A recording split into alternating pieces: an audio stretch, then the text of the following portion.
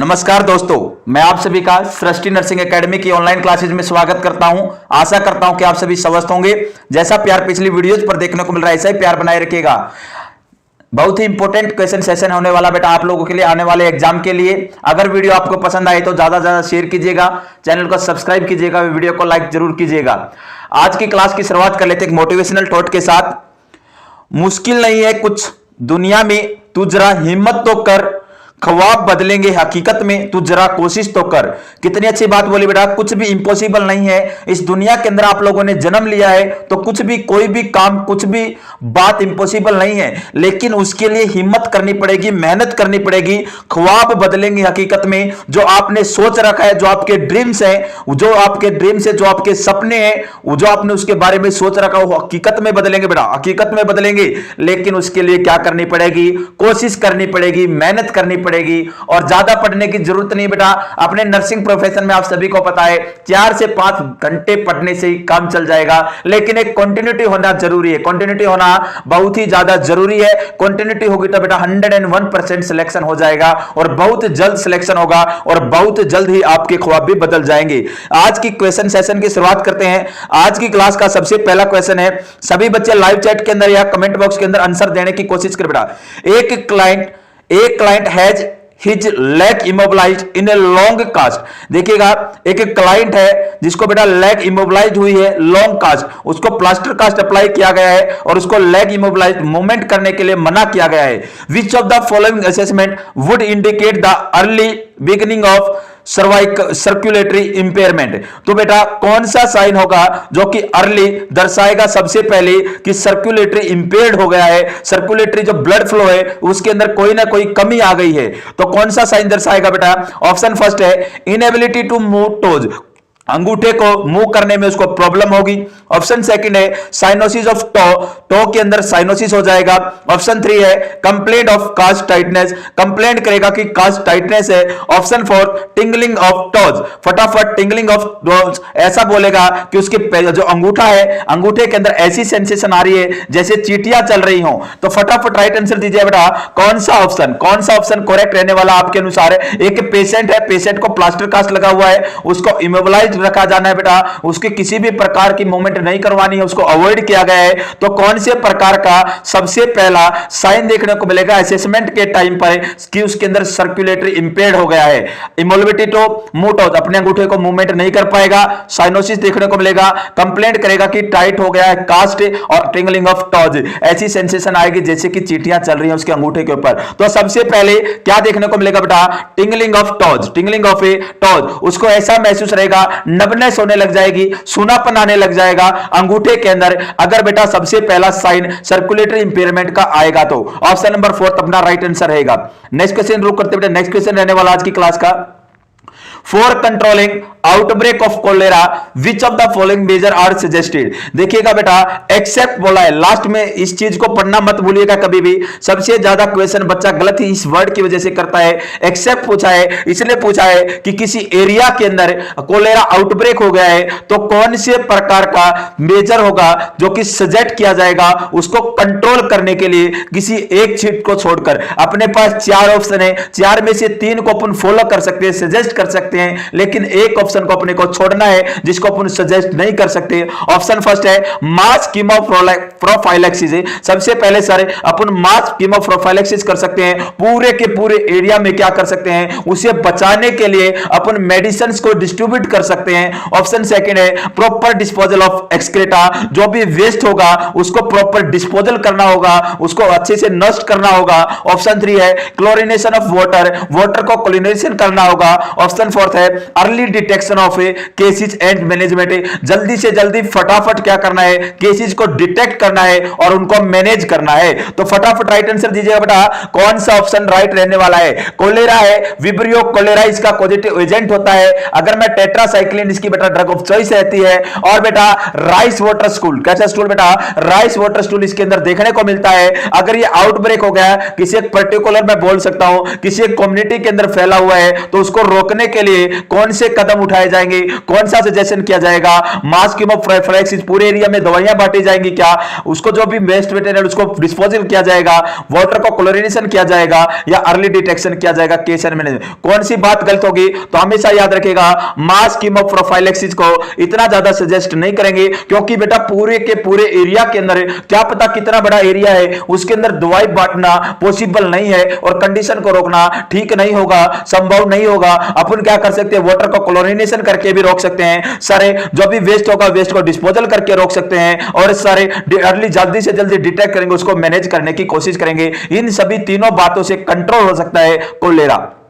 Next question रुक करते, next question आने वाला है, the characteristics of a faeces of in enteric fever is, कौन सा साइन एंड सिम्टम, कौन सी कैरेक्टरिस्टिक देखने को मिलेगी एंट्रिक फीवर के अंदर, किस टाइप का फीसिस जो स्टूल देखने को मिलेगा। ऑप्शन फर्स्ट है rice water diarrhoea, option second है पी सूप डायरिया, ऑप्शन 3 है कॉन्स्टिपेशन हार्ड बल्की स्टूल, ऑप्शन 4 है स्टेन्ड विद ब्लड। तो राइट आंसर दीजिएगा बेटा एंट्रिक फीवर। एंट्रिक फीवर टाइफॉइड को ही स्टेप लीडर फीवर भी बोला जाता है, इंटेस्टाइनल फीवर भी बोला जाता है। और बेटा अगर मैं बात करूं इसका पॉजिटिव ऑर्गेनिज्म क्या होगा, इसका पॉजिटिव ऑर्गेनिज्म होता है बेटा सैल्मोनेला टाइफी। क्या होता है बेटा, सैल्मोनेला टाइफी होता है। बासु के नाम से अपन एक ट्रिक याद रखेंगे, बासु से बेटा ब्लड कल्चर करके चलते पहले 7 दिन, फिर एग्लूटिनेशन करते नेक्स्ट 14 दिन, फिर स्टूल कल्चर करते 21 दिन तक, और 28वें दिन तक बेटा यूरिन कल्चर अपन परफॉर्म कर सकते हैं। ये बासु के नाम से एक ट्रिक है। और बेटा मोस्ट कॉमन मेडिसिन यूज की जाती है सेफ्ट्रियाजोन। कौन सी मेडिसिन यूज की जाती है, सेफ्ट्रियाजोन मेडिसिन यूज की जाती है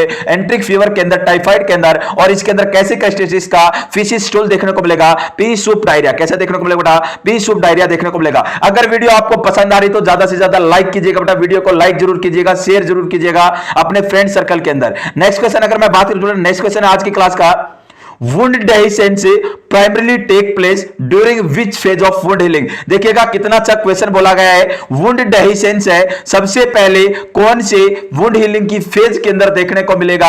ऑप्शन फर्स्ट है मैच्योरेशन फेज, ऑप्शन सेकंड है होमियोस्टेसिस के अंदर, ऑप्शन 3 है इंफ्लामेटरी फेज, या ऑप्शन 4 है रिकंस्ट्रक्शन फेज। देखिएगा बेटा बहुत ही प्यारा क्वेश्चन है, बहुत बार यह क्वेश्चन एग्जाम के अंदर रिपीट हो चुका है कि जो वुंड डेहिसेंस है और कौन सी वुंड हीलिंग की फेज के अंदर देखने को मिलेगा। सबसे पहले मैं 2 वर्ड बताता हूं, एक होता है एविसिरेशन। क्या होता है सारे, एविसिरेशन होता है। एविसिरेशन के अंदर क्या होगा बेटा, जो भी इंटरनल पार्ट होगा वो सूचर्स के द्वारा बाहर आ जाएगा, जहां पर अपने सूचरिंग परफॉर्म की है उसके द्वारा बाहर आ जाएगा, उसे बोलते हैं एविसिरेशन। और सर ये मोस्टली 7 से 8 दिन के बाद देखने को मिलता है सर्जरी के बाद। सेकंड बेटा एक होता है डेहिसेंस। सर डेहिसेंस का मींस क्या होता है, डेहिसेंस का मींस होगा बेटा दोनों किनारों से सेपरेट हो जाना सूचर्स का। किसका बेटा, जो अपने सूचरिंग की है, सूचर सप्लाई के हैं और दोनों किनारों से क्या हो जाएंगे, सेपरेट हो जाएंगे, उसे बोलते हैं डेहिसेंस। और ये वुंड हीलिंग की कौन सी फेज के अंदर देखने को मिलेगा, maturation phase, homeostasis phase, inflammatory phase या रिकंस्ट्रक्टिव फेज। तो हमेशा याद रखिएगा रिकंस्ट्रक्टिव फेज के अंदर देखने को मिलता है। ऑप्शन नंबर 4 अपना राइट आंसर जाएगा। नेक्स्ट क्वेश्चन बेटा आज की क्लास का, नेक्स्ट करके रुक करते हैं, pressure by the upper end of a crutch may cause injury to the. देखिएगा बेटा कितना अच्छा क्वेश्चन पूछा है, कर्च वॉकिंग का क्वेश्चन है। अगर अपन ने प्रेशर डाला अपर एंड ऑफ ए कर्च, जो अपर एंड होगा कर्च का, उसका प्रेशर डाला कहां पर, एक्जिला के अंदर है, तो उसके कारण क्या देखने को मिल सकता है, एक्जिलरी नर्व इंजरी देखने को मिल सकती है, लॉन्ग थोरेसिक नर्व इंजरी देखने को मिल सकती है, मीडियल नर्व इंजरी देखने को मिल सकती है, या अल्नर नर्व इंजरी देखने को मिल सकती है। तो राइट आंसर दीजिएगा। मैं फटाफट एक बार बेटा कर्च वॉकिंग आप लोगों के सामने डिस्कस करना चाहूंगा। सर कर्च वॉकिंग क्या होता है, कर्च वॉकिंग बेटा जो होता है manner of walking with the help of crutch, बैसाखी के सारे चलना। इसकी हाइट कितनी होगी बेटा, total height of client -16 inch. जितनी भी क्लाइंट की हाइट होगी उससे 16 इंच माइनस करना है और उतनी हाइट होगी कर्च की। नेक्स्ट बेटा कर्च को हमेशा एक्जिला से 2 से 3 फिंगर नीचे अप्लाई करना चाहिए। नेक्स्ट बेटा दोनों लेग्स के बीच, लेग्स और कर्च के बीच में 6 इंच का डिस्टेंस होना चाहिए, और एक बार में जब स्टेप रखेगा तो 6 से 10 इंच का रखना चाहिए। और हमेशा सेफ्टी प्रोवाइड करेंगे, प्रायोरिटी देंगे बेटा क्लाइंट की सेफ्टी को, और हमेशा क्लाइंट के साइड में खड़ा होना चाहिए। नेक्स्ट वन जब भी चले तो फॉरवर्ड एंड अपवर्ड लुक करना है। नेक्स्ट वन इसके अंदर बेटा डिफरेंट गेट होते हैं। एक होता है 4 गेट। क्या होता है बेटा, 4 गेट। सर 4 गेट के अंदर क्या होगा, जैसे कि बेटा सबसे पहले अफेक्टेड लेग को, अफेक्टेड लेग वाली कर्च को आगे लेके जाना है, फिर बेटा अनअफेक्टेड लेग को आगे लेके जाना है, फिर अनअफेक्टेड लेग वाली कर्च को आगे लेके जाना है और अफेक्टेड लेग को आगे लेके जाना है। हैं, इस कंडीशन को बेटा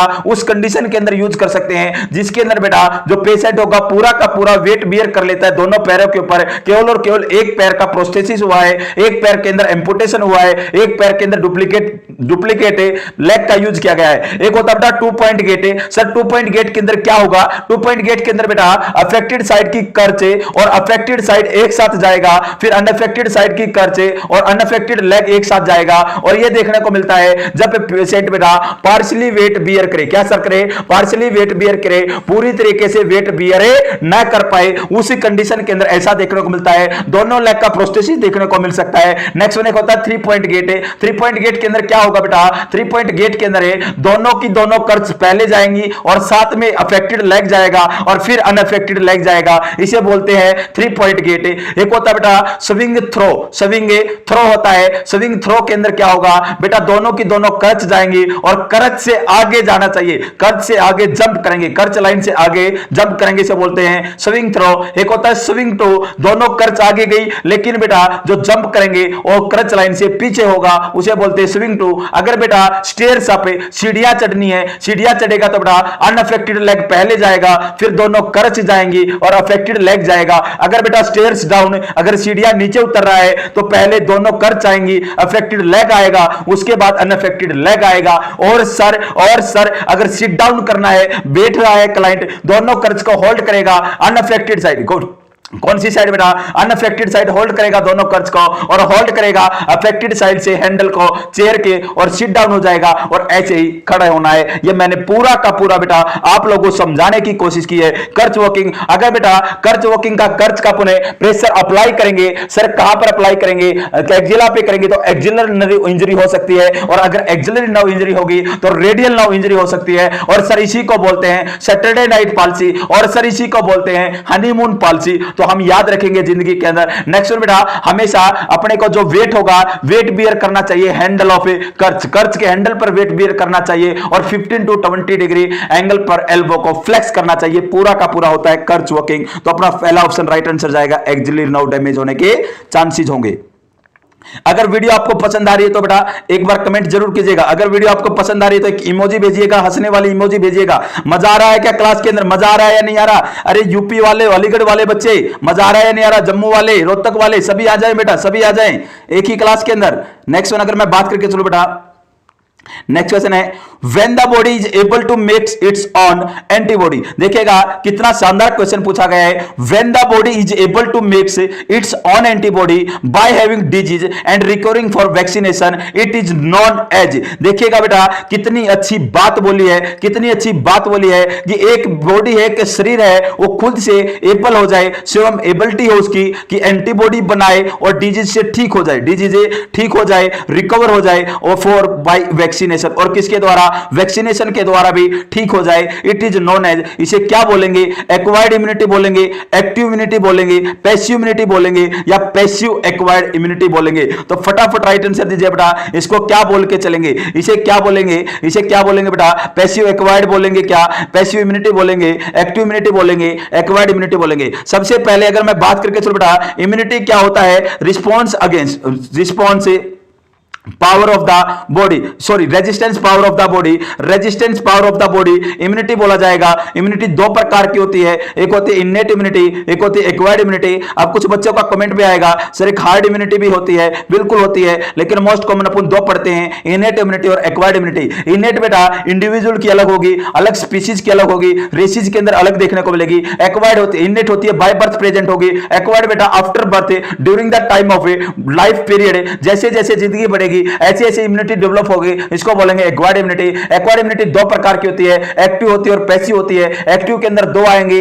नेचुरल और आर्टिफिशियल। नेचुरल के अंदर क्या होगा? अगर कोई बॉडी के अंदर डिजीज कंडीशन हो जाती है और डिजीज कंडीशन होने के बाद बॉडी खुद से उस एंटीजन के खिलाफ एंटीबॉडी बना लेती है और उसको रिकवर कर लेती है, उसे बोलते हैं sir natural, active, acquired immunity. अगर बेटा वैक्सीनेशन देते हैं, इम्यूनाइजेशन देते हैं, अपन ने एंटीजन दिया है बॉडी के अंदर और उसके खिलाफ एंटीबॉडी बनती जाती है उसे बोलते हैं sir artificial active acquired immunity. अगर मैं बात करके चलो बेटा पैसिव के अंदर क्या होगा, पैसिव के अंदर भी दो आएंगी, नेचुरल और आर्टिफिशियल। सर पैसिव के अंदर नेचुरल के अंदर आएगा बेटा, देखिएगा डायरेक्ट अपन एंटीबॉडी दे रहे हैं, जैसे कि मैटरनल से एंटीबॉडी जाती है IgG 12th weeks of pregnancy के दौरान क्रॉस कर जाती है, वो होगा। और वुमन मिल्क के अंदर कोलेस्ट्रॉल के अंदर आईजीए पाया जाता है। ये दोनों एग्जांपल रहेंगे बेटा किसके, नेचुरल पैसिव एक्वायर्ड इम्यूनिटी के। और बेटा अगर मैं बात करें चलो आर्टिफिशियल के, आर्टिफिशियल का ह्यूमन सीरा हो गया, टॉक्सिन्स हो गए, ये सभी एग्जांपल रहते हैं बेटा आर्टिफिशियल पैसिव एक्वायर्ड इम्यूनिटी के। और क्वेश्चन पूछा गया है कि डिजीज हो रही है, क्या हो रखी है, बीमारी हो गई, बीमारी से अपने आप बॉडी अपने आप ठीक हो जाएगी, रिकवर कर लेगी और वैक्सीनेशन से भी कर सकती है, तो उसे कौन सी एक्वायर्ड होगी, कौन सी होगी बेटा, इसके अंदर अपना राइट आंसर जाना चाहिए सर एक्वायर्ड इम्यूनिटी होगी। और एक्वायर्ड के अंदर भी कौन सी आएगी, एक्टिव आएगी। कौन सी आएगी बेटा, एक्टिव आएगी, active acquired immunity. Right answer जाएगा एक्टिव एक्वायर्ड इम्यूनिटी, लेकिन ऐसा ऑप्शन में नहीं है तो अपन डायरेक्टली ऑप्शन के ऊपर जाएंगे, एक्वायर्ड इम्यूनिटी होती है। ऑप्शन नंबर फर्स्ट अपना राइट आंसर जाएगा। नेक्स्ट क्वेश्चन है, देखिएगा बेटा ध्यान से समझिएगा, क्वेश्चन बड़ा ही आसान क्वेश्चन है, बहुत बार ये क्वेश्चन एग्जाम के अंदर रिपीट हो चुका है। The 12-year-old boy has fractured his arm after the injury cast is applied. देखिएगा एक 12 साल का बच्चा है, उसको फ्रैक्चर हुआ है, फ्रैक्चर होने के बाद उसको बेटा फ्रैक्चर हुआ है, इंजरी हुई है और कास्ट को अप्लाई किया है। The nurse has to perform all of the following assessment except. एक नर्स है, नर्स होने के नाते आप सारी की सारी असेसमेंट उसके अंदर परफॉर्म करोगे किसी एक चीज को छोड़कर। ऑप्शन फर्स्ट है कैपिलरी रिफिलिंग टाइम चेक करोगे, ऑप्शन सेकंड है रेडियल अल्नर पल्स देखोगे, ऑप्शन फोर्थ है फिंगर मूवमेंट देखोगे, ऑप्शन फोर्थ है बेटा स्किन इंटीग्रिटी चेक करोगे, स्किन इंटेक या रप्चर हो गई है। तो फटाफट आंसर दीजिएगा। 12 साल का बच्चा है, फ्रैक्चर हो गया है, आर्म के अंदर इंजरी के हुए है, कास्ट को अप्लाई किया है, तो कौन से प्रकार की परफॉर्म करेंगे उसके अंदर असेसमेंट किसी एक चीज को छोड़कर, capillary refilling time, radial ulnar pulse, finger movement, skin integrity. देखिएगा बेटा प्लास्टर कास्ट अप्लाई करने के बाद कैपिलरी रिफिलिंग टाइम भी असेस कर सकते हैं,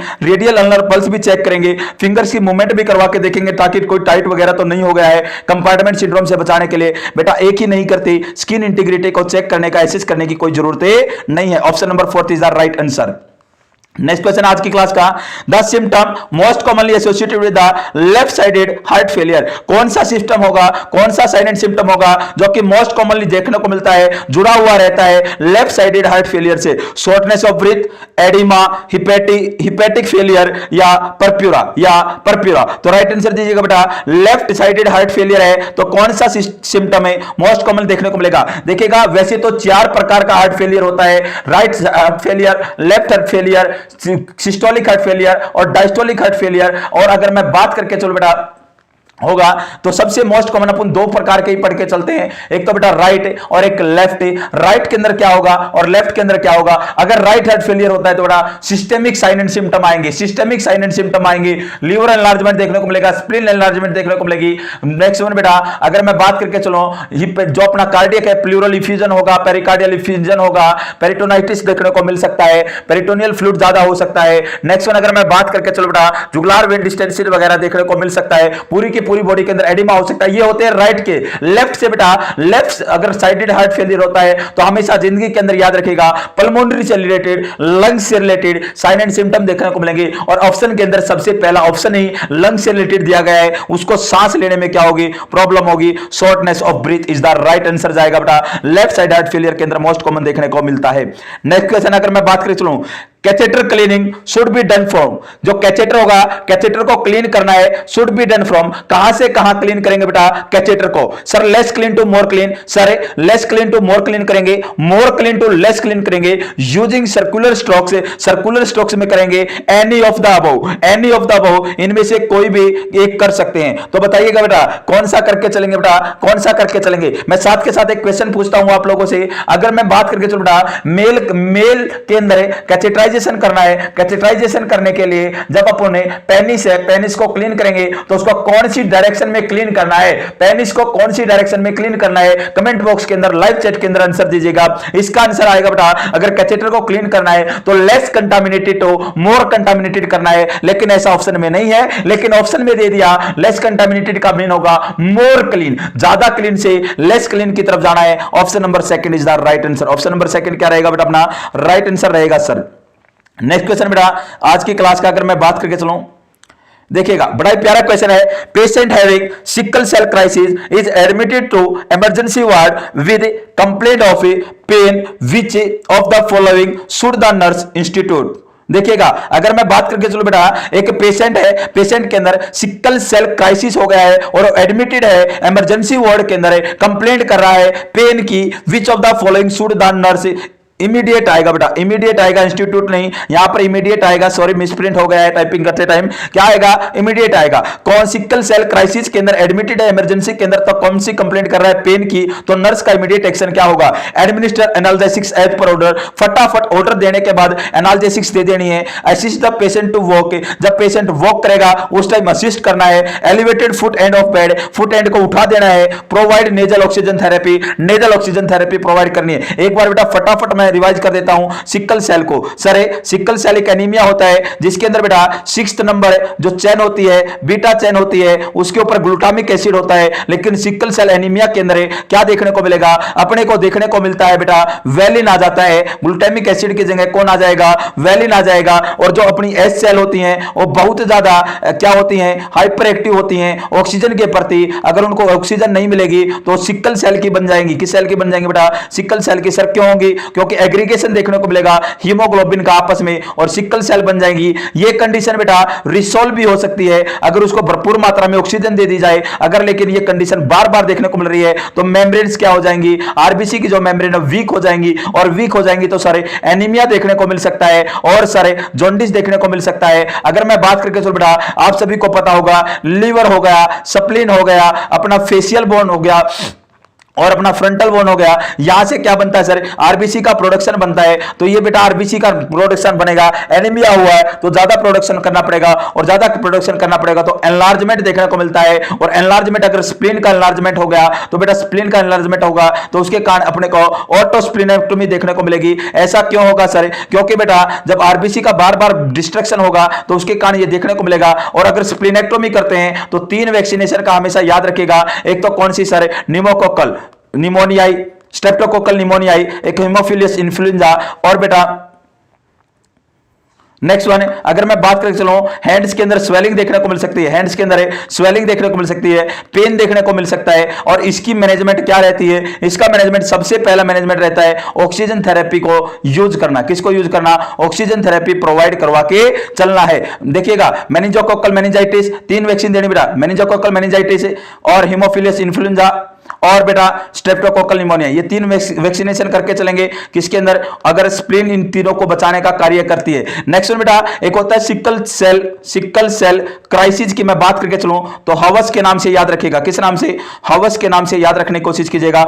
हीमोलाइटिक क्राइसिस देखने को मिलता है, एप्लास्टिक क्राइसिस देखने को मिल सकता है, वेजोकल्सिन क्राइसिस देखने को मिल सकता है, और बेटा लास्ट वन होता है सिकल सेक्विस्टेशन देखने को मिलता है। ये 4 चीजें हवस के नाम से याद रखिएगा। और सबसे पहला मैनेजमेंट होगा ऑक्सीजन को प्रोवाइड करना ही, क्योंकि बेटा जो अपनी सिकल सेल होती हैं वो किसके, ऑक्सीजन से बहुत ज्यादा प्यार करती हैं, और ऑक्सीजन मिलेगा तो क्या हो जाएगी, कंडीशन रिसॉल्व हो सकती है।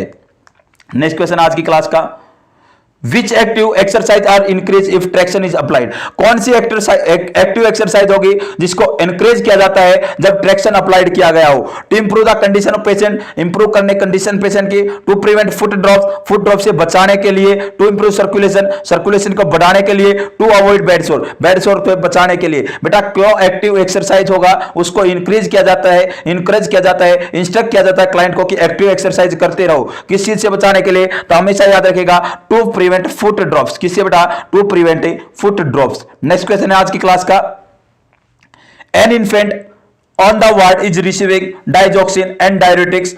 एक क्लाइंट है, एक बच्चा है, इन्फेंट है, वार्ड के अंदर एडमिट है और रिसीव कर रहा है डाइजॉक्सिन को और डायरेटिक्स को। The nurse knows that which of the following choice indicate no toxicity. तो बेटा एक बच्चा है, इन्फेंट है, डाइजॉक्सिन और डायरेटिक्स को ले रहा है, तो एक नर्स बेटा कौन सी चीज जानती है उसके बारे में कि इसके अंदर किसी भी प्रकार की टॉक्सिसिटी देखने को नहीं मिल रही इसके कारण। ऑप्शन फर्स्ट है, सभी को पता होगा डाइजॉक्सिन हमेशा हार्ट रेट को कम करने का कार्य करती है। अगर हार्ट रेट कम होंगी तो अपन अवॉइड करते हैं डाइजोक्सिन को? ऑप्शन फर्स्ट है heart rate less than 100, no dysrhythmia. बेटा हार्ट रेट 100 से कम है लेकिन डिसरिथमिया नहीं है, किसी भी प्रकार की रेगुलेटरी देखने को नहीं मिल रही हार्ट बीट के अंदर। Heart rate of 80 to 100, heart rate 80 से 100 है। ऑप्शन 3 है heart rate greater than 100, no dysrhythmia. Heart rate बेटा 100 से ज्यादा है और कोई डिसरिथमिया नहीं है। ऑप्शन 4 है वोमिटिंग। तो हमेशा याद रखिएगा डाइजोक्सिन कम करने का कार्य करती है। इन्फेंट के अंदर 100 से ज्यादा क्या होती है? पल्स रेट होती है। अगर मैं बात करें चलो 100 से 120 नॉर्मल रहती है, 1 साल के ऊपर है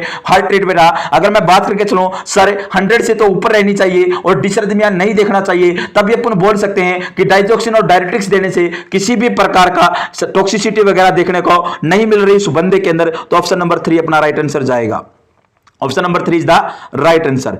नेक्स्ट क्वेश्चन रुक करते बेटा, नेक्स्ट क्वेश्चन रहने वाला आज की क्लास का। देखिएगा कई जीत बाकी हैं, कई हार बाकी हैं, अभी तो जिंदगी का सार बाकी है, यहां से चले हैं नई मंजिल के लिए, यह तो एक पन्ना था, अभी तो पूरी किताब बाकी है। कितनी अच्छी बात बोली है बेटा, अभी तो कई जीत बाकी हैं, कई हार बाकी हैं। जिंदगी के अंदर क्या पता कितने मोड़ आएंगे, कभी खुशी होगी कभी गम होगी, अभी तो पूरी की पूरी जिंदगी बाकी है, यहां से चले हैं एक नई मंजिल के लिए। आपने बेटा एक उड़ान भर दी है, आपने एक मंजिल की तरफ बढ़ने की कोशिश की, आपने एक सपना संजोया है। अभी तो यह एक पन्ना था, अभी तो पूरी किताब बाकी है, पूरी की पूरी लाइफ बाकी है। अभी तो कुछ ही आप लोगों ने संघर्ष किया है, संघर्ष करते रहिएगा, वो दिन दूर नहीं है, आपको आपकी मेहनत का फल अवश्य मिलेगा।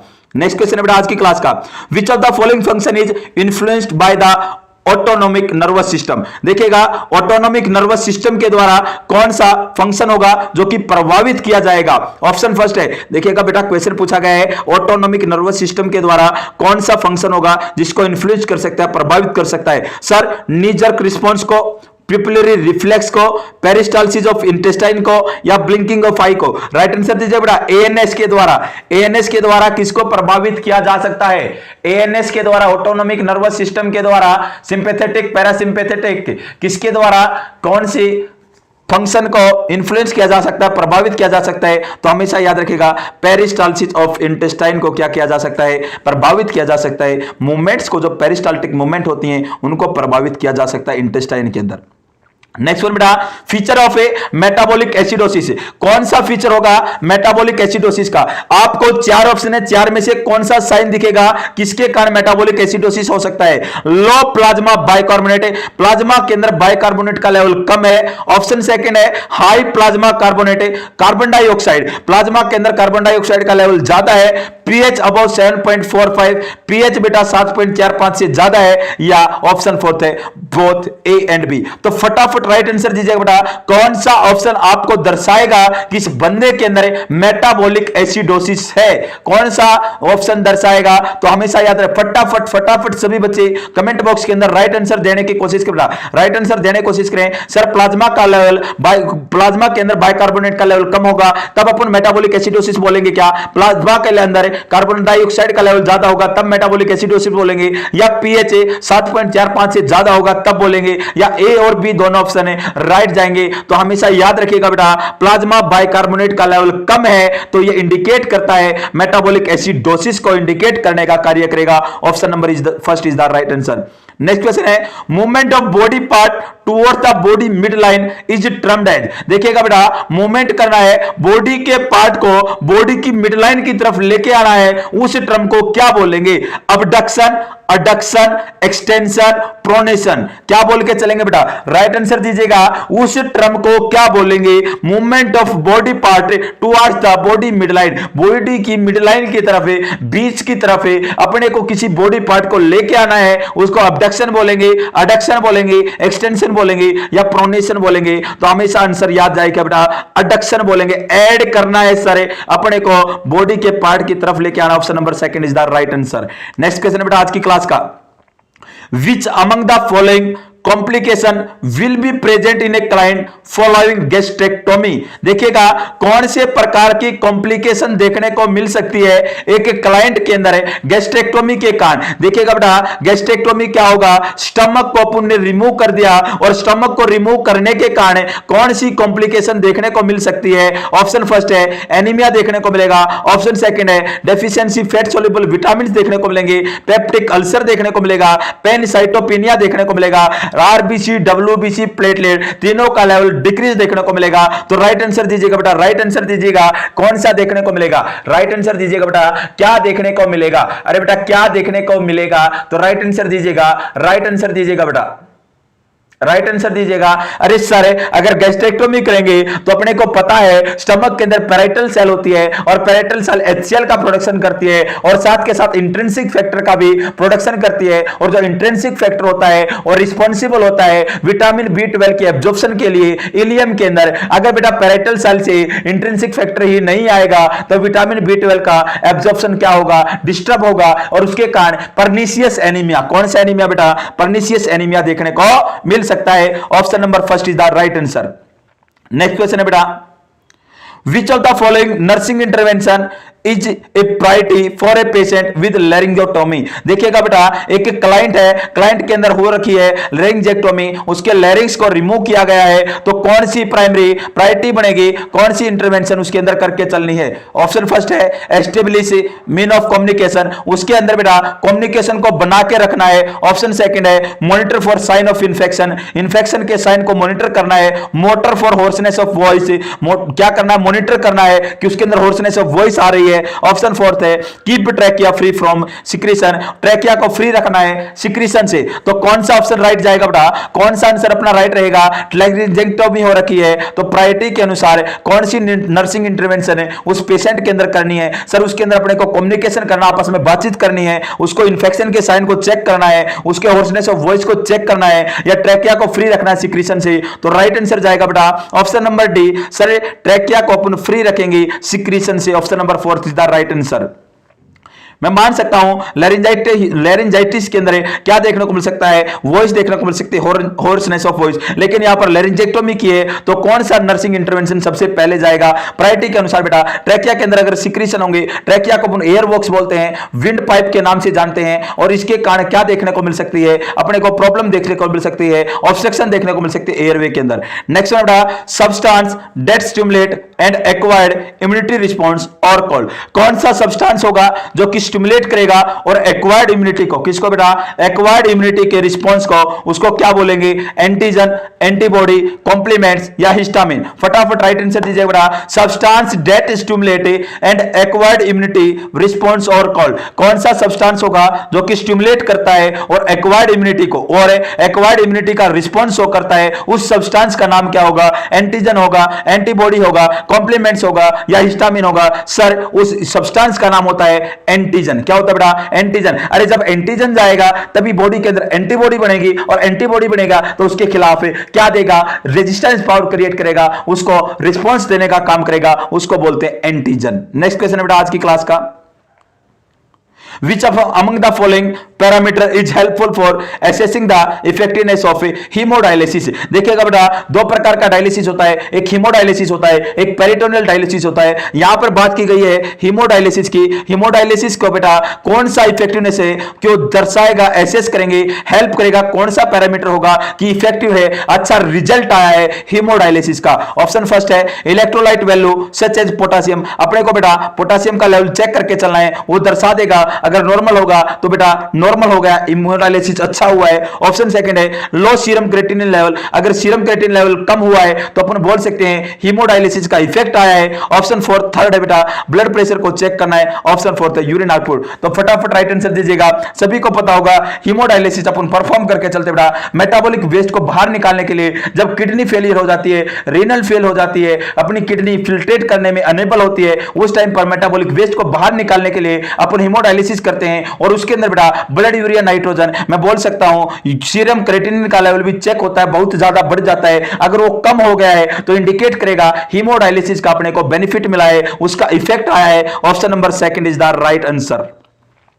नेक्स्ट क्वेश्चन रुक करते बेटा, नेक्स्ट क्वेश्चन है which of the following is the best method to assess for haemorrhage in a client who underwent thyroidectomy? देखिएगा बेटा एक क्लाइंट है तो कौन सा मेथड बेस्ट रहेगा किसी भी क्लाइंट के अंदर हेमरेज को चेक करने के लिए, अगर उसके अंदर थायराइडेक्टोमी परफॉर्म की है? क्या परफॉर्म की है? थायराइडेक्टोमी परफॉर्म की है। Check the blood pressure hourly, प्रत्येक घंटे से ब्लड प्रेशर को चेक करना है। ऑप्शन सेकंड है assess the client for frequent swelling, बार बार उसको चेक करना बेटा कि उसके अंदर कोई स्वेलिंग तो नहीं आ गई। ऑप्शन थर्ड है roll the client to side to check for bleeding, बंदे को बेटा अपन रोल कर देंगे, साइड लिटिल पोजीशन दे देंगे और चेक करेंगे कि ब्लीडिंग तो नहीं हो रही। ऑप्शन फोर्थ है place a hand under the client neck, बंदे की जो गर्दन है, गर्दन के नीचे क्या रखेंगे, हैंड को अप्लाई करेंगे एंड शोल्डर और नेक के नीचे बेटा एक हैंड को अप्लाई करेंगे टू फील बेड लिनन, और बेड लिनन को चेक करेंगे बेड लिनन गीली है, ड्राई है, मॉइस्ट है, कैसी है। तो राइट आंसर दीजिएगा बेटा। एक थायराइडेक्टोमी का केस है, उसके अंदर क्या है, हेमरेज हो रखा है, तो कौन सा बेस्ट मेथड रहेगा उसको एसेस करने के लिए, कौन सा रहेगा बेटा। तो हमेशा याद रखिएगा सर, अपन क्या करेंगे, जो बंदा है उसकी गर्दन के नीचे, उसके कंधे के नीचे अपन क्या करेंगे, हैंड को रखेंगे और लिनन को चेक करेंगे, और लिनन अगर गीली मिलती है तो इंडिकेट करेगा कि हेमरेज उसके अंदर प्रेजेंट है। क्या प्रेजेंट है, हेमरेज उसके अंदर present. Option number 4 is the right answer. Next question है बेटा, the most effective correction of acidosis in diabetic ketoacidosis is by, अगर बेटा किसी क्लाइंट के अंदर डायबिटिक कीटोएसिडोसिस हो रखा है, एसिडोसिस की कंडीशन है, तो उसको ठीक करने के लिए कौन सा इफेक्टिव करेक्शन रहेगा, कौन सा मोस्ट इफेक्टिव करेक्शन रहेगा। आईवी बाइकार्बोनेट, सर अपन आईवी बाइकार्बोनेट दे सकते हैं। ऑप्शन सेकंड है आईवी सैलाइन दे सकते हैं। ऑप्शन थर्ड है आईवी इंसुलिन दे सकते हैं। ऑप्शन फोर्थ है ओरल बाइकार्बोनेट दे सकते हैं, ओरल बाइकार्बोनेट दे सकते हैं। तो कौन सा इफेक्टिव करेक्शन रहेगा एसिडोसिस के अंदर, और एसिडोसिस भी कौन सा है, डायबिटिक कीटोएसिडोसिस है, और diabetic ketoacidosis type first diabetes mellitus की कॉम्प्लिकेशन होती है, जो कि इंसुलिन की कमी के कारण देखने को मिल सकती है, और इंसुलिन की कमी होगी तो सर डायबिटिक कीटोएसिडोसिस होगी। और डायबिटिक कीटोएसिडोसिस को ठीक करने के लिए अपन किसका यूज कर सकते हैं, आईवी इंसुलिन का यूज कर सकते हैं। Option number 3 is the right answer. Next question आज की क्लास का, temporary end of medical sign and symptoms of an incurable disease. देखिएगा बेटा, कोई डिजीज कंडीशन है वो बेटा पूरी तरीके से ठीक नहीं हुई है, और उसके अंदर टेम्परेरी एंड हो गए हैं, खत्म हो गए हैं मेडिकल साइन और सिम्टम्स से, उस टर्म को अपन क्या बोलेंगे, रिमिशन बोलेंगे, रिलैप्स बोलेंगे, क्योर बोलेंगे, या एक्सरबेशन बोलेंगे, या एक्सरबेशन बोलेंगे। फटाफट राइट आंसर दीजिए बेटा। Temporary end of medical sign and symptom of an incurable disease, उसको क्या बोलेंगे, रिमिशन बोलेंगे, रिलैप्स बोलेंगे, क्योर बोलेंगे, या एक्सरबेशन बोलेंगे। तब उसको रिमिशन बोल के चलेंगे। वन लाइनर क्वेश्चन है कम्युनिटी हेल्थ नर्सिंग का, उसे रिमिशन बोलेंगे। नेक्स्ट क्वेश्चन है बेटा, आज की क्लास का लास्ट क्वेश्चन है, कमेंट में आंसर जरूर दीजिएगा। आपको कैसी लगी क्लास, इंपॉर्टेंट क्वेश्चन थे या वैसे ही बेकार थे बेटा, टाइम पास हुआ है आपका। अगर कुछ आप लोगों को मोटिवेट मिला हो तो जरूर कमेंट कीजिएगा कैसी क्लास लगी आप लोगों को।